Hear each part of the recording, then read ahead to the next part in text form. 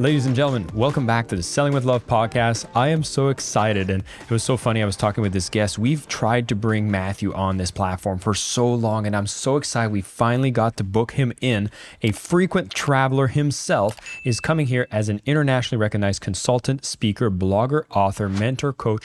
Man has created multi-million-dollar businesses over 5 times, and get this, all before the age of 30. His client list includes Fortune 500 companies and has written the book, The Introvert's Edge. So if any of you have been wanting to get into sales and you felt like an introvert might be at a disadvantage, we're going to be kind of challenging those notions and seeing how you can actually have the advantage because of your introvertedness. The man has been recognized as one of the top people putting together small business events, top 5 must-attend conferences by Inc. magazine. Man's been sponsored by Facebook, GoDaddy, Capital One, Google, City of Austin, a lot of accolades, a lot of good stuff. And what we're really going to look into are what are some of the ways that he's influenced over 3,500 businesses to date using his methods to transform and get more sales in the process. Matthew Pollard, welcome. Man, I'm ecstatic to be here. Thanks for having me on. Well, we just talked about you're on the road. You're kind of living the speaker's life, the salesman's life. So what does the month look like, and what's been keeping you busy, or where are you now? Well, actually, I'm in Nashville at the moment. I'm speaking at a technology event tomorrow, funnily enough. I mean, if you think about a group that is sales reluctant, my gosh, technology is exactly it, right? So they're used to hitting people with a bunch of jargon and people not understanding it or people commoditizing themselves. So that's going to be a lot of fun tomorrow. And I love helping people realize that the true definition of sales is to serve, and the best way to serve your clients in a lot of times is to get them out of their own way, because a lot of times the customers, especially these days, they feel themselves far more informed than they ever have been. That doesn't mean they're right, but a lot of times we find it difficult to help them sidestep what they think they know they want and get them to where they actually need to go, because if we come across as salespeople or salesy at all, well then good luck. So that's what we're doing tomorrow, and then I get on a plane, and I know people are hearing this, oh, he's speaking at this event, then he's speaking at this event. There's no way he's still an introvert. There's no way you can change who you are. Introversion is just where you draw your energy from. That is it. So don't be thinking that I'm not introverted. I absolutely am. From there, I go to Ottawa, and then to Toronto, and then to Columbus, and then to Iowa. And once I'm done with that, then I get to go home for a little bit. You know I'm from Ottawa. I don't think you would know that. I did not know that. Damn, what are you doing in Ottawa? Is it Shopify? No, so I'm speaking for YPO. So they've got, for those people that don't know, like EO and YPO are great organizations for helping people really grow themselves in a really safe environment. You know, I feel like when you mentioned that I've been responsible for 5 multi-million-dollar success stories before I turned 30, most people don't tell you how lonely that is. And a lot of times joining groups is actually really difficult, because a lot of people giving you advice, most people probably know that, a lot of times they're not at the level you are, or they don't get it, or they're just not on your team. And what I love about EO and YPO is that they've been pre-vetted so that you know that they're at your level, and they're all very committed learners. So I actually really enjoy, I get to speak at a lot of really big kickoff events. Selling Power magazine just listed me as Sales Kickoff Speaker of the Year. So I speak at a lot of really big tech and finance events, but I love speaking for small business events and medium-sized business events. And that's why, YPO and EO are really kind of my favorites to do. They're just a really great active group of learners that actually put to work the ideology that you share with them. I love that. I feel like I want to expand on a little thing you mentioned, because a lot of people give advice, even on this podcast. We receive a lot of advice, but I feel like you would be someone that's already well equipped on some sort of like questions or methods that you would use to kind of filter out advice that's noise and irrelevant versus things that should be like applicable to you. Do you use any kind of method, or do you have like a mental like filtering system? Yeah, I feel like advice needs to come with the same sort of currency focus as actually buying something. So a lot of times when somebody will give me advice, I ask them when they applied that advice and it worked. Because what I find is, and actually I'm not going to mention the association just to protect the innocent a little bit, but I remember being at a really high stakes mastermind of some of the best speakers in the world, but there are also people that used to be great speakers that are somehow there still. And so a lot of times when you're in those kind of masterminds, you could be giving advice and everyone's like, oh no, it's about, everyone's got to have the opportunity to share. And I'm like, all right, so be quiet. and then everybody else shares, and it's like, well, they've never done this stuff. And then there are other times that you're asking for advice, and there are these people sharing advice that had businesses 20 years ago, or had, or they think that this might work. And I'm always terrified of the I think this, try this, and I think it will work kind of advice, because it's unvalidated. And these days, I mean, the great thing we have is we get to stand on the shoulders of all these amazing people that have done things before. So for me, I don't guess at anything, right? If I'm doing it, I'm doing informed guessing, which is I've spoken to this person, or I've read this book, and I don't pick up any books that people haven't actually done it. And I can, I go through the information, and then I say, okay, I'm not testing the principle or the concept. I'm just testing its application in my specific use case. And that makes me feel so much more comfortable whenever I'm applying something. And I feel that, especially for introverts, we have this superpower or disadvantage. When something goes wrong, like we're in a networking event and we say the wrong thing and we ruminate over that night. Why did we say that? Well, the truth is that can also be used as a superpower. So for me, I use it as reflective thought. And so whenever I'm selling and something goes wrong or right, I think about that night or the next morning, what's the opportunity? What's the improvement opportunity? And when I'm networking and somebody says something that I didn't expect, well, for me, everything's about planning and process, two other things that introverts are great at. So for me, when I go away and I think through what happened, I don't beat myself up over it. And what I've noticed is, especially when I'm speaking from stage and somebody asked me a question I wasn't expecting, even if I handled it well, there's always an opportunity to handle something new better. So I will reflect on it, just not the same day, because I'm still emotionally connected to it. So I'll reflect on it 24, 48 hours later, and I'll journal it, and then I'll say that's something I need to come back to.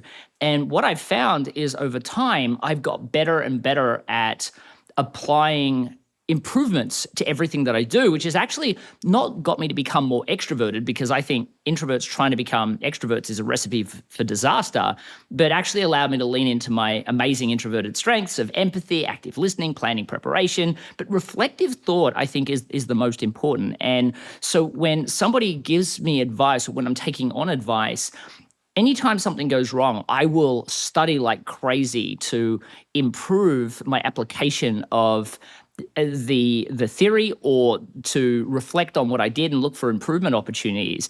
And that's something that I do instead of catastrophizing or ruminating like the average introvert will do. But it's the same skill set. It's just used as a continuous improvement focus, as opposed to a beat myself up kind of focus. Yeah. Yeah. And I find it interesting. Like, I've been in this industry for a while, speaking to a lot of people, and some of the best speakers are quite introverted. And I like, for a lot of people, they're like, no way. And there's a certain style that I've noticed for the most introverted speakers, where it's like when they come on stage, like they're very good at connecting with the audience. They're very prepared. They're very methodological in the way that they speak, which makes for some of the most powerful talks I've seen. Now, I feel like I'm seeing some nods, so I feel like I'm not crazy here. I'm maybe picking up on something. And so I'd be very curious to know if this is a trend across that you've noticed as well. And maybe some of the people that are listening that might not realize their introvertedness is a superpower, there must be some key decisions you've made to kind of shift that. Yeah, absolutely. So actually, funnily enough, Ryan Dice was on my podcast. I have a podcast called The Introvert's Edge as well. And it's only because I got tired of people talking about introversion like people that were introverted were second-class citizens. I don't believe that. I believe that introverts' path to success is just different to that of an extrovert. And when we embrace that, I actually feel that when it comes to all of these, and I like to use those inverted commas, so-called extroverted arenas, that introverts actually have the edge, because when we can lean into a system and a process and a strategy, we actually do get to lean into our natural gifts. And empathy is absolutely one of those, and active listening is one of those.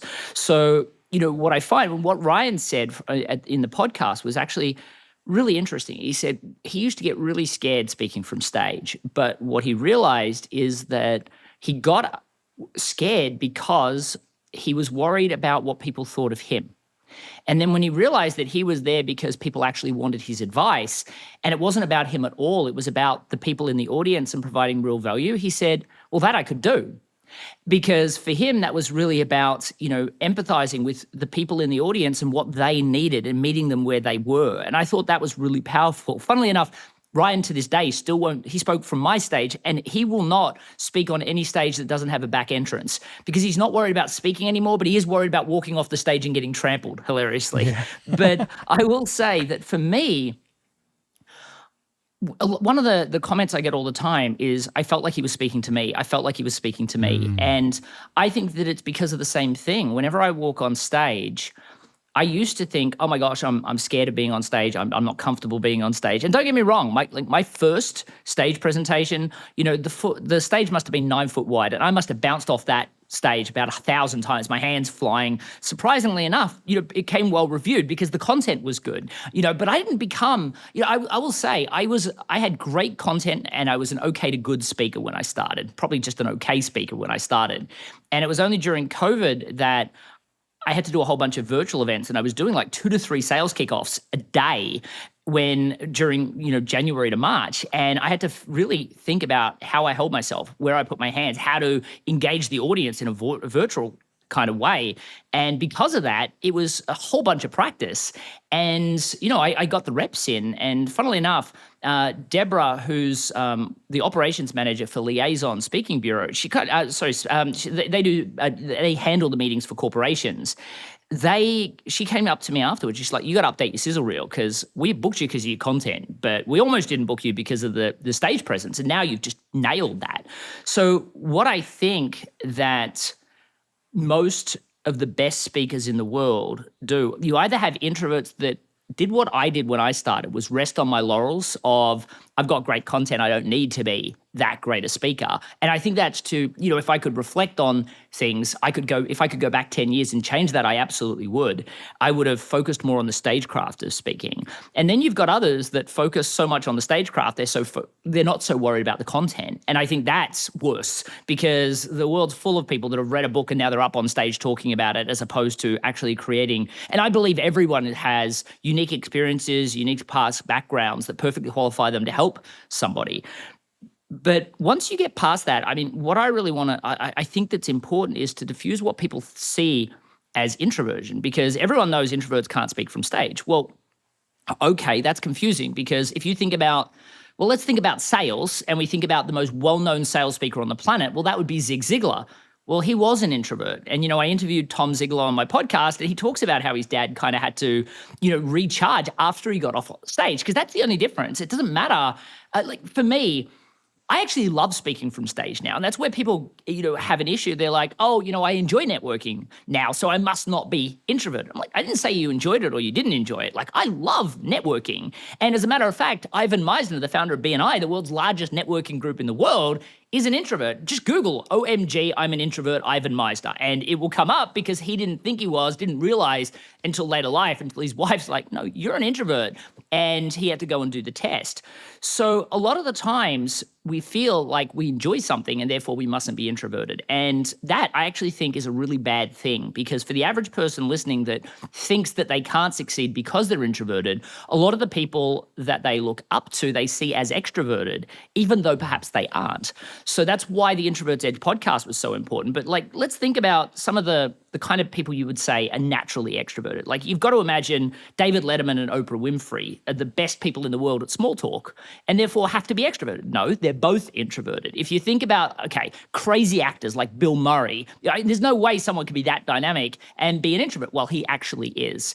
And so what we need to do is we need to think about what introversion actually is, because the fact is we can learn systems and strategies all the time to become amazing at what we do. We've just got to stop projecting extroversion on people that are successful, so that we can actually take a step back and say, okay, I'm an introvert, these people are introverts, and therefore I can. And truthfully, in the world of sales, especially, in corporations in general, we've got to stop putting an artificial glass ceiling on our introverts and going, oh, poor Johnny's an introvert. Like, let's be honest, a lot of extroverts aren't the best listeners. They're not the most empathetic. And I'm not extrovert bashing. The truth is that if a HR organization saw that those were issues, they'd put them through coaching and training to help them fix the problem. But then they say, oh, poor Jason. Jason's an introvert.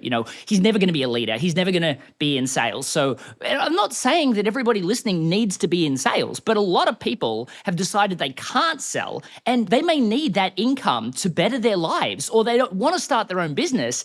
And because of that, they don't think they can because they can't sell, or they accept subpar performance of themselves because they're like, oh, I don't have that natural gift. So what I'm really about is helping people understand they can be amazing at sales. They can be amazing leaders, and then they can choose if they want to or not. But you can't know that you can't and then make a choice about what you're going to do with your life or what your activities you're going to focus on. And that's where I get really upset. And I remember I did this event, the American Association of Inside Sales Professionals, AAISP, crazily long acronym.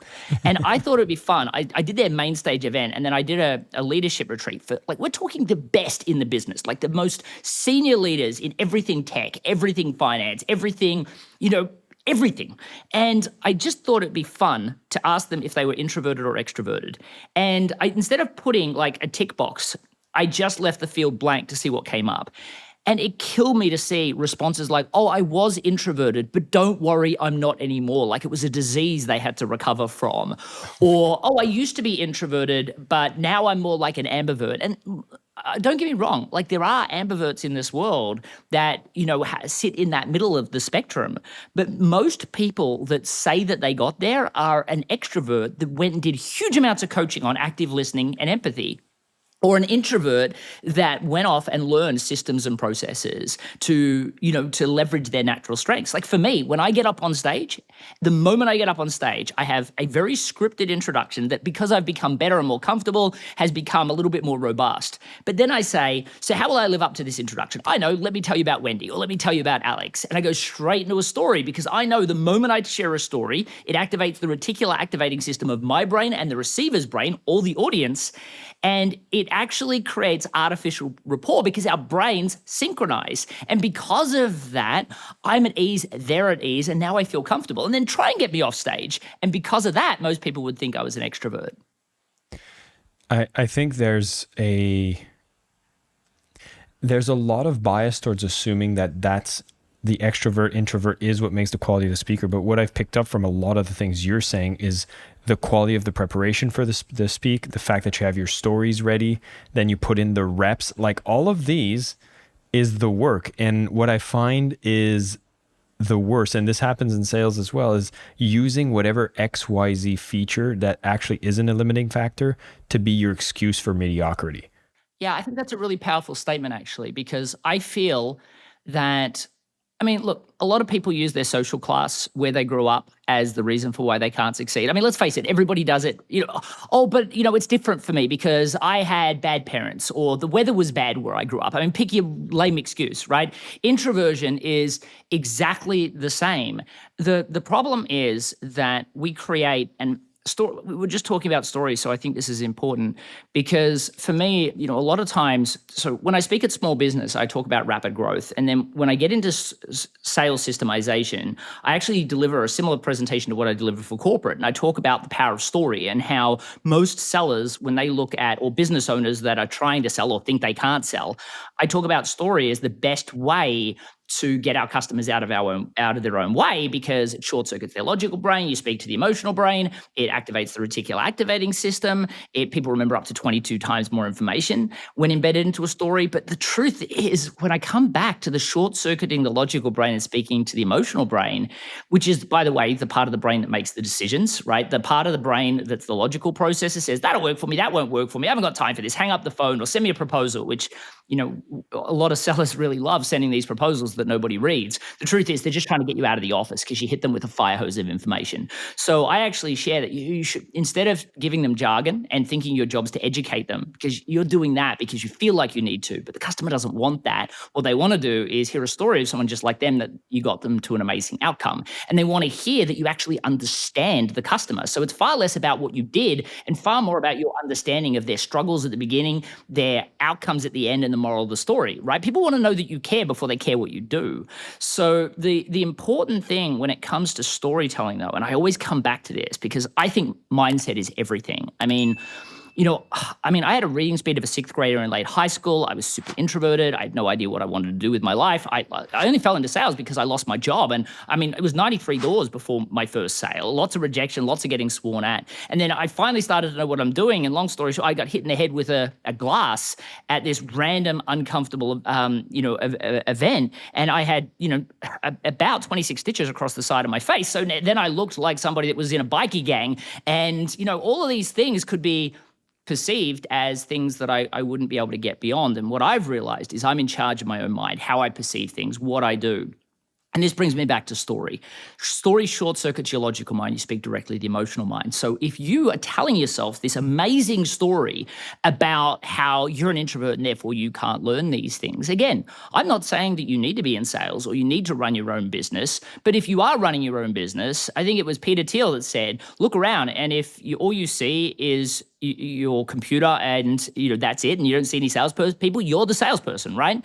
So if you are in your own business, and I see a lot of people like MSPs and people in finance, they're like, it's such great money in what I do, so I don't need that many clients. What they're saying is, I don't want to go out and sell. I don't want to go out and network. I don't want to, speak from stage. And I can't do it because I don't have this gift of gab. It's a story that you're telling yourself. And if you want to tell yourself that story, that's totally fine. Just know you're hiding behind it. A lot of people, when they reach out to me or my team, they'll say, I want to start my own business. And then you realize that they don't actually want to start their own business. They just want to feel like they're not missing out on the entrepreneurship world and the small business world, but they don't want to, the pain's not worth the gain for them. They've just convinced themselves, right? They've inherited that goal from their mother, their father, I don't know, drunk roommate they had in college. You got to go start a business, right? Like they don't think it through. So because of that, they're telling themselves this story because they don't actually want to take the action. So they're like, I really want to do this. However, and like that's a really miserable existence. So if you're telling yourself a story that is in the way of you deciding that you're actually kind of happy where you are, or you're not happy, but you're also not willing to take the actions to change it, then stop telling yourself that story and just enjoy your life. But on the other hand, if you're in a situation where you actually want to be a salesperson, or you want to be a business owner to have that freedom or that income level, or you want to be a leader or whatever it is, maybe you want to speak from stage like me, stop telling yourself stories you can't. Because the truth is that I believe that introverts especially make the best salespeople, the best networkers, the best public speakers, the best leaders. Why? Because we're thought out, we're planned. And don't get me wrong, extroverts have an advantage at the beginning, because they just wing things. And that works a lot of the time. But then they also, a lot of times, walk out going, why did I say that silly thing? Or they're the ones getting sued because the salesperson said the wrong thing in the meeting, right? You've got to understand that we introverts are terrible at those things at the beginning. But when we follow regimented process, and we lean into our natural strengths, we can be phenomenal at these things. But we have to stop telling ourselves these stories, because it short circuits our logical brain, and it speaks directly to our emotional brain that's saying, it's okay, you can't do this, you can't do this thing, so therefore it's not even worth trying. And the moment you do that, you've lost. There was a UNC study that talked about the fact that we tell ourselves something between 16,000 and 80,000 things a day. And a lot of those things are ridiculously repetitive. It's the same stuff over and over again, and a lot of it is negative. So if we're not in control of our own minds, the only thing I know for a fact is you'll get off this podcast and you will change nothing. Damn, I think we got a bit of an intervention for a lot of the people that are listening in, and that's a good thing. And I'd be very curious, since we're talking a lot about story, because I'm hearing you right now. You have the track record, and I'm going to encourage everybody, when you're listening to this, we're going to put some link in the show notes for you to discover more of Matthew's work. He has his book, The Introvert's Edge, and he has this business growth venture, which also allows you to have rapid growth. So we'll have a link to all of this for you. And I need to go into a story with you, Matthew, because as you're speaking to me right now, I feel like you've planned a lot of strategies on how you speak, whether that's on stage or when you're making sales. But I have to say that being an introvert, I would assume that your very first sales or your very first prospectings were probably not as successful. And I feel like there was a lot of adjustments to make. Matter of fact, I feel like there's even a story of you where you had to actually go door to door many times to kind of break the ice, learn the trick of the trade. And I'd kind of want to go back to those early beginnings. Because if I'm an introvert and I'm inspired right now, I'd also want to make sure that I'm very aware of what's the reality that might be on this road at the beginning steps. Yeah, absolutely. And truthfully, it's not that pretty. And I shouldn't be the one that I was actually teaching sales, funnily enough. I mean, I shouldn't have been in sales at all. And I mean, that's why I'm so passionate about this. I mean, I actually founded National Introverts Week in America purely because I feel like more people need to out themselves as introverts so that we're not all feeling like second class citizens. Because, I mean, a lot of people feel like their aspirational goal is to become extroverted. And that to me is ridiculous. And I am angry that I had to find this out the hard way, that we introverts can excel. And that's why I'm trying to do my best to fix this. Because when I was in late high school, as I said, I had a reading speed of a sixth grader. I was super introverted, had no idea what I wanted to do with my life. And luckily enough, I got diagnosed with this thing called Erlen syndrome in late high school. And basically what that means is I put on a funny pair of colored lenses, which didn't exactly help me with my confidence, and I could learn to read. Not like everyone else, but I could start the process of learning to read. And it was 2 years of hustle to catch up. And I actually got into the top 20% of my state. And remember, I was miles behind before that. But my family could see that I was exhausted. And because I didn't know what I wanted to do with my life, my family all agreed that there was no way that I was going to stick it out in university unless I knew what I wanted to do. So I took a job at a real estate agency. And before you think I was the guy out selling, I wasn't. I was the guy in the back office doing data entry with a look on my face. Don't speak to me. I'm here to find myself. And it would have been 3 weeks into that job. And my boss pulls me aside and he's like, Matt, I am so sorry to tell you this. Like, we just got a phone call from head office. They're shutting down this premise. You're out of work. I mean, I'd worked there 3 weeks. Now, this is in Australia at Christmas time. Like, I live in the US now. It's, no one's going on big holidays around Christmas time here. But in Australia, it's summer at Christmas time. So we're going off on the 15th of December and we don't come back till the 15th or 20th of January. So, I mean, think about it. Like, for the average person that owns a business that's listening to this, how many people are you hiring, especially if your spouse has been telling you, this is the one time you've got to look after your family, like you've been focused on work all year. Like, you're not hiring anyone. The only jobs that were in the paper there were actually only 3, and they all had these words, commission only sales, in the title. And for someone like me, I mean, I actually even had really bad acne back then. And I always used to, I struggled to talk to my own friends because I always thought that I didn't want to be the center of attention because of that. To apply for these jobs was terrifying, but not as terrifying as telling my father, who broke his back 80 hours a week to support the family, who I'd promised that I was going to pay my own way that year, that I was out of work. So I applied for all 3 jobs. And I got 3 job interviews, and that surprised me. And then I got 3 job offers, and I'm like, wow, maybe they see something in me that I don't see in myself. So I took a job doing business-to-business telecommunications sales. And I remember going into the first day of training with this little bit of quiet confidence. Like, for me, I feel that, I mean, if all 3 of them hired me, like, they must see something. Well, my trainer put that to bed really quickly. He's like, Matt, we just hire everyone. This is commission-only sales. We just have this saying. We throw mud up against the wall. We see what sticks. I mean, fun saying. And yeah, it's hilarious, right? Until you realize you're the mud. So the thing for me was and this kills me to this day because I can't believe that people did this back then.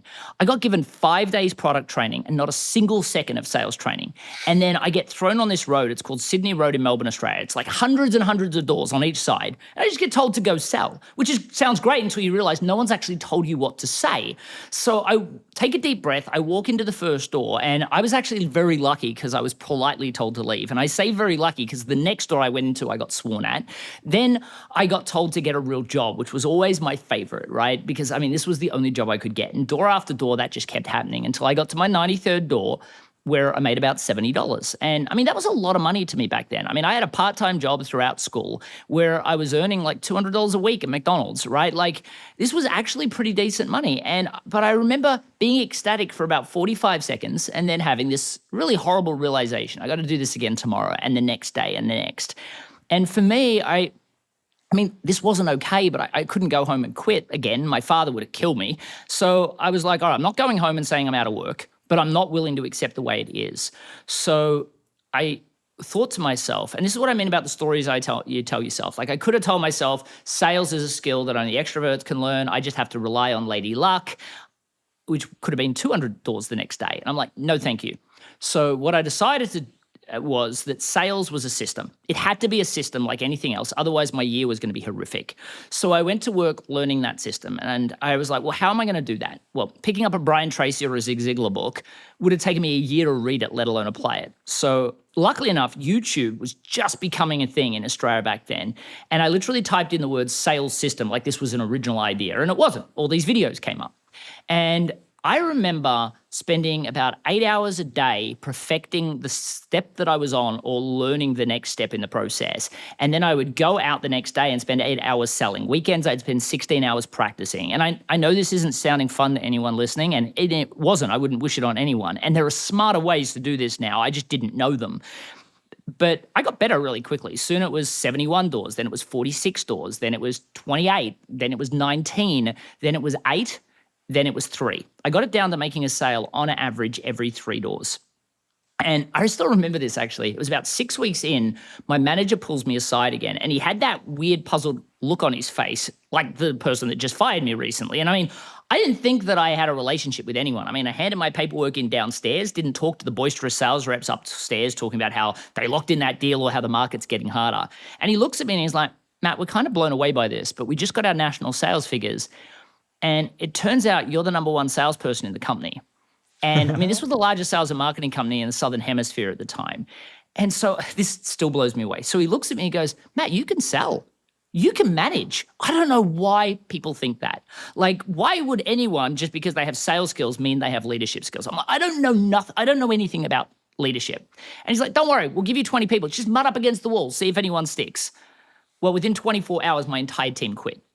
Well, I went back to YouTube, learned how to manage. And funnily enough, that's a system that you can learn as well. So I got really good at it. As a matter of fact, I got promoted about 7 times and in the space of 12 months. And then I started up my own business. And yeah, I mean, long story short, that's how I ended up, responsible for 5 multi-million-dollar success stories. It was spinning out of that into my first business, which was in telecommunications, and then now in everything, including national accredited education. So for the people that are listening, like, I didn't exactly strike it lucky. As a matter of fact, if it wasn't for happenstance, I would never be the person I am today. And gosh, I would never have given up the life that I have today. But as the person doing data entry, I would never have assumed that this life was even possible for me. So I needed to be in a position. That's why I hope that these podcasts help. I need to be in a position to know that I can. And once I'm in a position that I know that I can, then I can choose. Do I want to do data entry? Maybe I love data entry. Maybe I don't. And for me, I didn't love it. As a matter of fact, I didn't even particularly like it, but I probably would have been doing it to this day if somebody didn't tell me that as an introvert, these opportunities are afforded to me, or losing my job, which was what I was lucky enough to have happen to me. The universe nudges us in interesting ways, but we seem to be going in the right direction when we pay attention. Matthew, Absolutely. I really love everything you've done on the podcast today, because particularly you've given permission for a lot of people that might have been feeling they were facing a boundary. And to me, that's one of the key things that I want to be able to do for people listening in, is just realizing that there's so much more possibilities for you to take up some skills that truly make a difference. And of course, I'm speaking about selling with love. Sales is what I talk about all the time, about how it's the best gift you can develop, regardless of the industry that you're in, regardless of the position you're in. It's going to be something that really, really supports you in every endeavor in your life. And so I'm so happy that you're here and breaking down these barriers for a lot of people that might have thought that, well, it looks like I have that glass ceiling, as you've mentioned, which absolutely does not exist. And one of the key things you said earlier, which I'll re-emphasize here, because we've had debates about it and it always comes back to the same thing. The mindset is way more important than we think. As much as you like to discredit it because, it's just mindset, I actually need, no, like, it starts there, it's continuously there. And as you reinforce that, that's really what's going to take you to pick up that skill, to reinforce around the rejections that you're facing to keep going forward. And it sounds like you have that resilience in a powerful way, which kind of brings me to a question I love to ask all my guests, because you are on the Selling with Love podcast. So I do have to ask you, what would selling with love mean to you? So I believe that, as I said earlier, the true definition of sales is to serve your clients. And the best way to serve them is to get them out of their own way. So truthfully, if you've got a product or service that you sell that doesn't benefit your clients, then you really need to sell something else, because truthfully, I don't even want to help you. But if you have a product or service that actually puts somebody in a better position in both either their life, their business, their career, and your inability to help them because you can't sell to them is something you just need to fix, right? The best way to sell with love is to know that you have a product or service that benefits somebody, know that you will not sell it to someone that it does not benefit, and then be relentless in making sure that the people that it benefits actually buys your stuff. And I do not mean selling through bulldog techniques and hard closing. I hate that stuff. But I mean learning how to do things like tell stories in order to engage. And truthfully, I believe that if you start with sales, you've kind of already lost, because if you're an MSP and you're competing with other MSPs in the market, all you've got to do, MSP. Can you explain the fighting, acronym for the MSP for people who might not know what MSP oh, is? yeah, sure. Managed service provider. So people that it basically prepare, fix technology inside offices that don't have their internal tech team, or people in finance, or people in insurance. Like, the truth is, I mean, you think about someone that goes into a room, and it doesn't matter how nice or polite they are, Jason, when you meet them, at the moment they say they sell insurance, it's like your eyes lock and you're like, how do I get away from this person, right? It doesn't matter how great you are at sales if you're commoditizing yourself like that. So I'm a big believer that if you start with sales, you've kind of already lost. But that being said, there is so much you can do in the sales approach, in the way that you handle a sale, that will actually get you to be able to sell with love. Because the problem is, you end up feeling like what you're doing is manipulative if you're using hard closing, if you feel like you're pushing someone to buy, even if the product benefits them, because your inability to separate yourself in the crowded market, so you're seen as a commodity, has forced you to fight on price. And your inability to handle sales the right way, because you're spewing out a bunch of jargon rather than using amazing stories that show that you truly care about them, you understand them, and you've delivered this amazing service before, embedded the life of somebody else that you worked with, is what's in your way. So the best way to sell with love is to get out of the commodity box. And if we had more time, we'd talk a lot more about that. I've got a webinar on my website that breaks that down step by step, that says, sales is actually step 3. But then also understanding that sales is a system just like anything else. And to truly make sure that this comes from a place of love, I will say this. My publisher hates me when I say this, by the way. You do not need to buy my book in order to believe in yourself and understand this ideology. If you go to theintrovertsedge.com, you will be able to download the first chapter, and I will provide you overwhelming evidence that you as an introvert can excel in the space, in the sales space, or as a business owner that has to sell or chooses to sell or should be selling is probably a better word to use. And I'll even break down the full 7 steps of the sales process. And if you do nothing more than put what you currently say into it, you'll quickly realize there's some things that don't fit. Throw that out. You should not be saying that to customers. And I know you think you're doing them a favor, but all you're doing is hitting them with a fire hose of jargon. And because you're hitting them with a fire hose of jargon, they're not going to buy. And that's not selling with love, because they're not going to buy. If your product benefits them, you're doing them a disservice. Then secondly, you'll realize there's some things out of order, which is why you end up talking about price way too soon. And then you'll realize there's some gaping holes. And one of them is going to be asking questions. And I don't just mean questions for questions' sake. I mean the right type of clients, asking them the right type of questions. And yes, I did say the right type of clients, because I believe that everybody should specialize and everyone should differentiate that way. Now, also, telling the right stories. And again, if you are talking about, I sell to everybody, well, the story is really going to have a hard time impacting that person. But if you're very specific around the group that you help and the leads that you attract or the leads that you go after, your stories will nail it. And if you do nothing more than throw out what you currently say that doesn't fit, fix the order, and introduce the right types of stories and the right types of questions, you will double your sales in the next 60 days. And when I say that, my expectation is that you help more people in the next 60 days, because it's not about sales. It's about having the initiative to realize that money isn't a bad thing. Sales isn't a bad thing.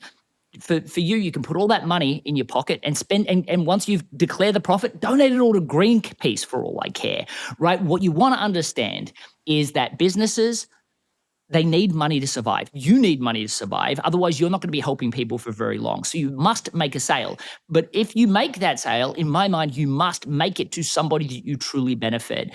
And that's why I feel like sales process is so vitally important, and getting out of that commodity box is so vitally important. Otherwise, you end up fighting on price, and then you end up working for a price tag it's going to be hard for you to survive on, and you're going to be stuck in that hamster wheel. Or you won't take on that client because you're unwilling to negotiate on price.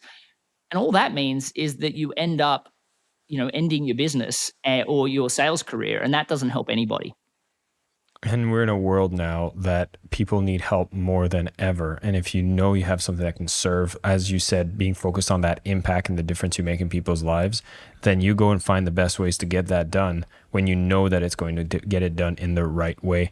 Matthew, it's been an absolute pleasure having you on the show. I know that we've just touched the tip of the iceberg of everything you speak about. I mean, your track record on how many businesses you've helped, what differences you've made in their lives speaks for itself. And I want to encourage everybody. We're going to put a link in the show notes. There is a webinar for you to understand more on not commoditizing yourself. There is going to be the free copy of the first chapter of The Introvert's Edge. We're going to put a link to that as well, so you can pick that up. And just exploring more of everything that Matthew has, including his podcast, you're going to be able to go dive deeper, get informed, and make sure that regardless of how you identify on the introverted, extroverted scale, you're not limited. You actually have tons of things you can learn. And some of the things I've picked up the most, Matthew, from today is just realizing, again, everything is a system. When you learn the system, you perfect the system, you're more effective. You're not held back based on where you sit on this introverted spectrum. You do it with the fact that you're yourself, and you seem to have even an advantage by being an introvert. So if you start having the right mindset, which is something we reinforce so much in this episode, you start realizing that, hey, if you have that superpower,